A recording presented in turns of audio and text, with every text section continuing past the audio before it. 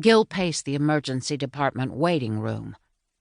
How long did it take to set fingers and patch up burns? Ivy needed to rest. She was probably starving.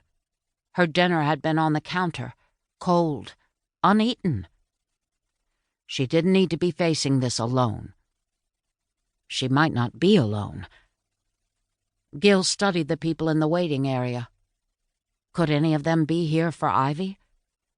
She'd lived in Raleigh for several years. She had to have friends. Her ring finger was blissfully free of adornment, so he was fairly certain there was no fiancé, no husband, but that didn't mean she didn't have a boyfriend. He'd kept up with her career, and he knew the outline of what her life had looked like during the 15 years they'd spent apart. But he had no clue what had colored in the spaces between her education and work. There was so much he didn't know about her, but in the few minutes he'd been with her, he'd been able to confirm 3 things. 1, she was in big trouble.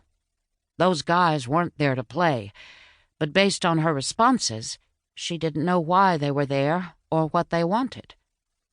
2, she'd known he was in Raleigh, and she was happy to see him.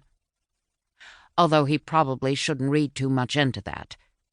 Anyone would be happy to see any federal agent walk in while they were being tortured. But he'd expected her to be more surprised than she'd been. If he was right, then he wasn't the only one who'd been keeping tabs. 3rd, she was still his Ivy. She'd grown up, but the Ivy he'd known was still there.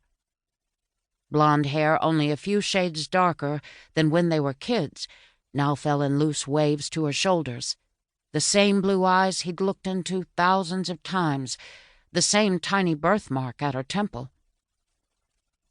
She was taller than Emily by several inches, probably 5'7" without shoes. Her skin was still fair, and she still fit perfectly in his arms.